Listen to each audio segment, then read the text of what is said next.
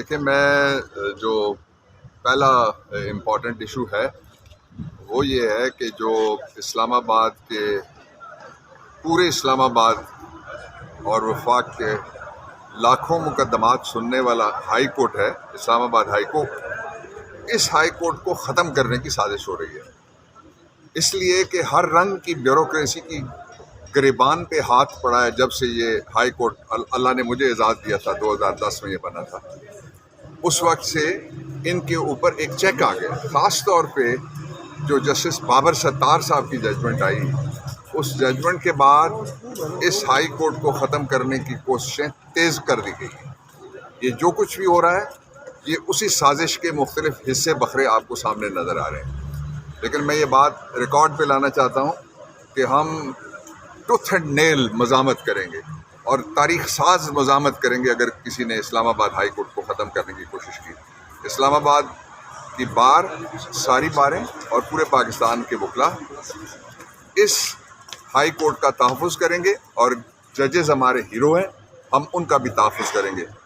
اور یہ المیہ ہے کہ اسلام آباد کی انتظامیہ وہ ساری کی ساری لگی ہوئی ہے جو حکومت کے اور اس کرپٹ راج کے مخالفین ہیں، ان کے پیچھے سارا اسٹیٹ کا ریسورس وہاں پہ زور لگا رہا ہے، اور اسلام آباد میں جو لوگوں کے حقوق کو پروٹیکٹ کرنے کے لیے آرڈر کرنے والی جگہ ہے وہی پروٹیکشن سے محروم ہو گئی ہے، اور آپ دیکھ لیں کہ کیا صورتحال سامنے آئی ہے۔ دوسرا جو امپورٹنٹ ایشو ہے وہ یہ ہے کہ پاکستان میں آپ نے دیکھ لیا کہ اس گورنمنٹ کے پاس کوئی پلان نہیں ہے جس کے ذریعے سے وہ کوئی میثاق جمہوریت کے بعد وہ میثاق معیشت کہتے تھے، اور اس میثاق معیشت کا سب سے بڑا ثبوت یہ ہے کہ ایک ایسے محکمے کی میٹنگ میں چوتھی بار وزیر اعظم بننے کا خواہشمند بیٹھا ہے، جس محکمے کی میٹنگ میں اپروول دی گئی ہے سوٹو سے کہ جو 350 بلین روپے کا ہمارا والٹن ایئرپورٹ ہے لاہور کا، اس کو 50 بلین میں بیچا جائے۔ آپ دیکھیں گے پیچھے جس طرح سے پہلے بھی انہوں نے جو کچھ خریدا، بینک تھے وہ بھی یہ خود خریدتے ہیں آگے فرنٹ میں کمپنی رکھ کے، تو وہ خریدنے کی کوشش کر رہے، یعنی وہ اس قدر لڑک گیا، گر گیا کا لفظ میں نہیں استعمال کر رہا، غیر پارلیمانی ہو جائے گا، لڑک گیا، اس قدر کھائی میں گر گیا ہے کہ وہ ایک محکمے کی میٹنگ میں جا کے بیٹھتا ہے، اور اس کی وجہ وہ جو 350 بلین US ڈالر کا ہے، وہ جو پرائیویٹ ایئر کرافٹ اونرز ایسوسی ایشن ہے، ہم اس کے مطالبے کی حمایت کرتے ہیں کہ یہ کوڑیوں کے بھاؤ اس مول پہ نہیں بیچنا چاہیے جو والٹن ایئرپورٹ ہے۔ تیسری امپورٹنٹ بات وہ یہ ہے کہ مجھے امید ہے کہ جلد سپریم کورٹ آف پاکستان میں فل بینچ بنے گا، اور مجھے ساتھ یہ بھی امید ہے کہ یہ فل بینچ روزانہ کی بنیاد کے اوپر سماعت کرے گا، اس لیے کہ ججز کے لیے پاکستان میں ماحول غیر محفوظ ہوتا جا رہا ہے۔ جو لاہور ہائی کورٹ کے ججز ہیں، فاضل ججز، جن میں خواتین بھی شامل ہیں، اسلام آباد میں بھی خاتون جج بھی شامل ہیں، اور پھر باقی جگہ کے اوپر بھی یہ دھمکیاں اب آ رہی ہیں۔ یہ دھمکیاں کہاں سے آتی ہیں، یہ دھمکیاں کون دیتا ہے، یہ فوری طور پہ پروب کر کے حقائق قوم کے سامنے رکھے جائیں تاکہ یہ وسپرنگ کمپین جو ہے وہ ختم کی جائے۔ اور آخری بات یہ ہے کہ پاکستان میں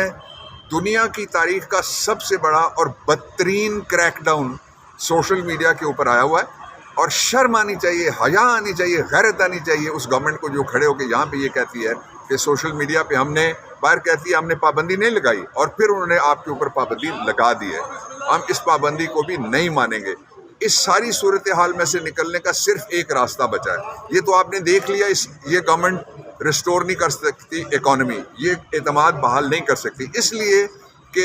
336-40 کی اسمبلی میں 17 سیٹیں، کوئی کہتا ہے 25 سیٹیں، آپ 26 لگا لیں، 26 سیٹوں والے بیٹھے ہوئے ہیں جب حکمرانی کے لیے، جہاں 171 سیٹوں کی ضرورت ہوتی ہے، تو یہی حال ہونا ہے۔ اس لیے فوری طور پہ نئے انتخابات کا اعلان کیا جائے، نئے انتخابات نئی امید لے کے آئیں گے، نئے انتخابات عمران خان کو لے کے آئیں گے، اور نئے انتخابات پاکستان کے لیے ایک تحفظ کا ماحول لے کے آئیں گے۔ ورنہ یہ جو علاقائی جنگ ہے اس میں لوگ دھکا دے رہے ہیں آہستہ آہستہ۔ آپ کچھ چیزیں میں نہیں کہنا چاہتا، لیکن میں اشارہ ضرور کرنا چاہتا ہوں کہ جو مڈل ایسٹ کی جنگ ہے اس میں مغربی طاقتیں پاکستان کو ملوث کرنے کے لیے لگی ہوئی ہیں، اس سے ہمیں بچنا ہوگا۔ سر، سائفر کے اس آخری مراحل میں داخل ہو گئے ہیں، کیا سمجھتے ہیں کہ کیا فیصلہ ہو سکتا ہے؟ خان صاحب کیا عمران خان کے خلاف ہماری خواتین خواب و صنم بلوچ ہو، خواب و عالیہ افضا ہو، یاسمین راشد ہو، اور پاکستان کے بچے جو سوشل میڈیا کے اٹھائے گئے ہیں، کسی کے خلاف کوئی ایک کیس بھی ایسا نہیں ہے جو میرٹ پہ بنتا ہو. یہ سارے کیس پاکستان کے نظام انصاف کے لیے نظام شرمندگی اور یہ ایک ستارہ سیاہی ہے جس کو فوری طور پہ سیاہی کو دھونا چاہیے.